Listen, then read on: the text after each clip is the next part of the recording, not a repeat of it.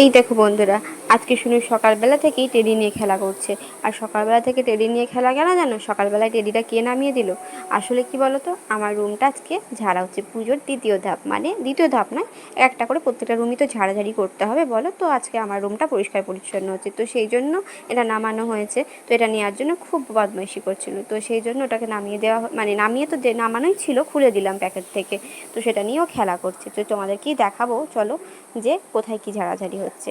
তো চলো আজকে এখানেই শুরু করছি। আশা করি তোমরা সবাই সুস্থ আছো, ভালো আছো। আর লাইভ ব্লগের নতুন একটি ভিডিওতে সকলকে অনেক অনেক স্বাগত। তো এই দেখো শোনো কি করছে, দেখো এই যে দেখো সব ডাইনিংয়ের অবস্থা, সব বের করা হয়েছে ডাইনিং। আর কি বলো তো, এই ঘরটা সব থেকে বেশি জ্বালা কেন বলো তো, এই ঘরটাতে প্রচুর জিনিসপত্র রাখা আছে। এটা পরিষ্কার করতে অনেকটা টাইম লেগে যাবে জানো। আর এই যে সব দেখছো ডাইনিংয়ে নামানো হয়েছে, এই ঘরেরটাও এই ঘরে, আর এই ঘরেরটাও ডাইনিংয়ে। সবার লাস্টে ডাইনিং মোছা হবে, কারণ ডাইনিং ঝাড়া হবে, কারণ সব কিছু যেহেতু ডাইনিংয়ে বের করতে হবে, তো সেহেতু আবার ঝুলো পড়ে যাবে সেই জন্য। আর এইদিকে দেখো তোমাদেরকে দেখাই, যেখানে যে আমার যে বেড রাখা ছিল, যে তোষক লেপ যেগুলো পাতা ছিল, সব কিছু কিন্তু রোদে দেওয়া হয়েছে। একদম সব ঝাড়াঝাড়ি কমপ্লিট হবে, তারপর এগুলো সব আবার পাতা হবে। তো চলো ভিতরে যাই। ভিতরে যেতে গিয়ে দেখছি বাবা এখন ঝাড়ছে, তো আমি আবার ব্যাক করে চলে এলাম। তারপর যখন কিছুক্ষণ পর আবার বাবার একটু ঝাড়াঝাড়ি হলো, তখন আমি এই যে দেখো উপস্থিত হয়ে গেছি ঘরের ভিতরে। এগুলো সব কিন্তু বাবার ঝাড়া হয়ে গেছে, এখন এগুলো সব মোছামুছি চলছে। এখন অনেক কাজ বাকি, জাস্ট সবে শুরু এটা ঝাড়াঝাড়ি। এখন কিন্তু এই গোছাগাছি, এই পরিষ্কার পরিচ্ছন্ন করার সব থেকে বেশি জ্বালা জানো। এখন কোথায় কি রাখতে হবে, আবার নতুনভাবে ধুলোগুলো পরিষ্কার করতে হবে। আর বাবা মোটামুটিভাবে এগুলো ঝেড়ে নিচ্ছে। তারপর এই ঝুলগুলোকে, বাকি যেটুকু ঝুল আছে একবার ফেলা হয়েছে, তারপর কিন্তু আবার ফেলে দেবে। এখানে মা এগুলো জিনিসগুলো মুছতে শুরু করেছে। আমিও খাওয়া দাওয়া সেরে চলে এলাম একটু এগুলো মুছে দেবো বলে। তো মা আর আমি দুজন মিলেই মুছে দেবো। এই বাসন টাসনপত্রগুলো যখন যেহেতু বাঙ্কারে রাখা থাকে, সেজন্য এগুলোকে আগে মুছে আগে বাঙ্কারের ওপর তুলে দেওয়া হবে, তারপর বাকিগুলো করবো। তাহলে এইটা করে নিলে না অনেকটা ফ্রেশ লাগবে সেই জন্য। আর কি বলো তো, শুনু আছে, শুনুকে আমাকে দেখতে হচ্ছে। তারপরে যেহেতু আমার শারীরিক অবস্থা খুব একটা ভালো নেই, অতটা আমি করতে পারি না, খুব কষ্ট হয় এতেই যেন, অনেকটাই কষ্ট হবে তো একটুখানি এতেই। তো সেই জন্য মায়ের কষ্টটা অতিরিক্ত বেশি হচ্ছে। মা মানে রান্না করছে এক সাইডে, আবার সব মোছামুছি, তারপরে এই যে দরজা জানলা এগুলোকেও ভালো করে সার্ফের জল দিয়ে মা মুছে নেয়। তো মা মাঝখানে একবার উঠে গেলে এগুলো সব মুছে, আমি ওই সাইডে কিছু কিছু জিনিসগুলো মুছে দিচ্ছি। তারপর মা চেয়ার নিয়ে এসে এগুলো তুলতে শুরু করে দেবে। ঠিক আছে, বাবাও আছে, বাবা এগুলো করে নিল। তারপর বাবা কিন্তু স্নান করে আবার অফিস বেরিয়ে যাবে, যেহেতু বাবার অফিস হয়েছে, বাবাকে কিন্তু 11টার মধ্যেই চলে যেতে হবে। সব থেকে বেশি কষ্ট কি বলো তো, মায়েরই।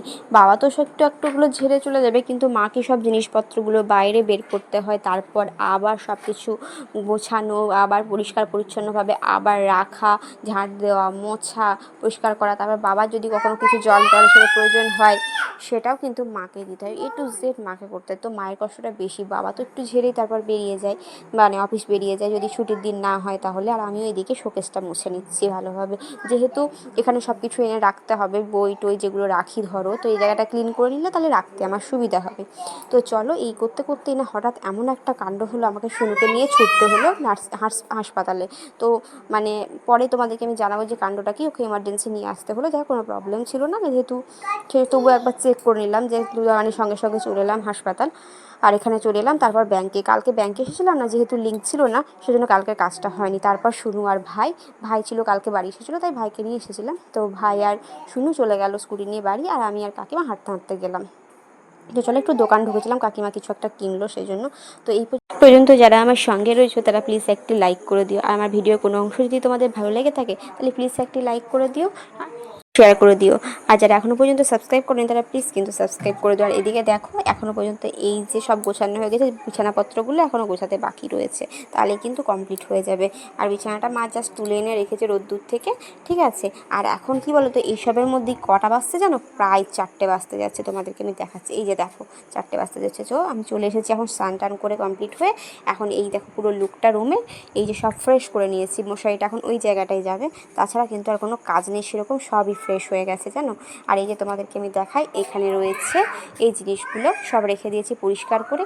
আর উপরে রয়েছে আমার কিছু প্রোডাক্ট, ঠিক আছে। তার উপরে রয়েছে কাঁচের বাটি, গ্লাস এসব।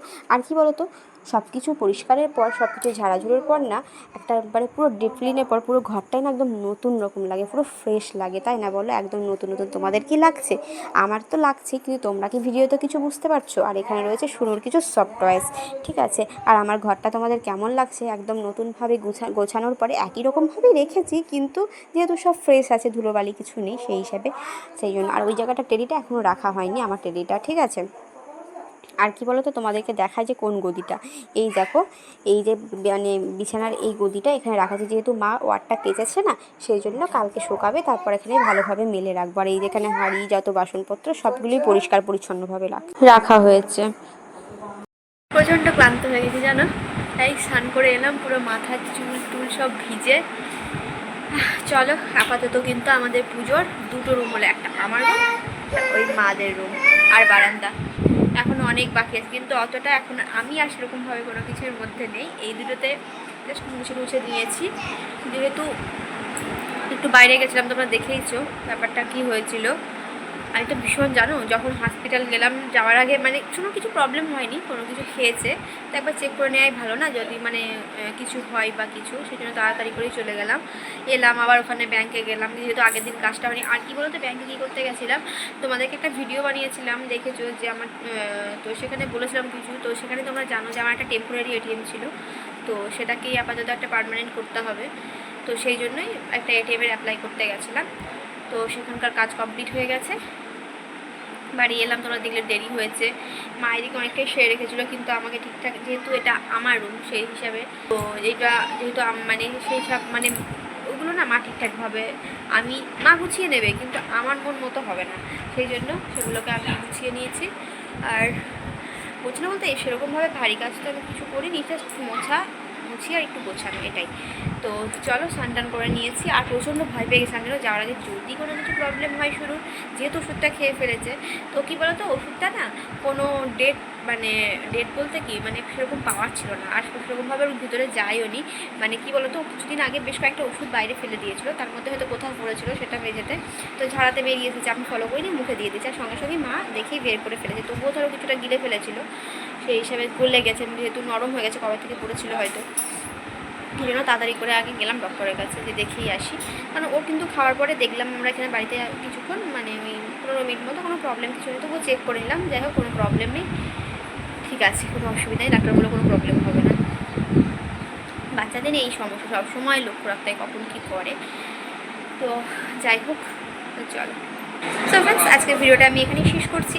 সবাই সুস্থ থেকো, ভালো থেকো, দেখা হবে নেক্সট একটি ভিডিওতে অন্য কোনো দিন। সবাই সুস্থ থেকো, ভালো থেকো, দেখা হবে নেক্সট ভিডিওতে।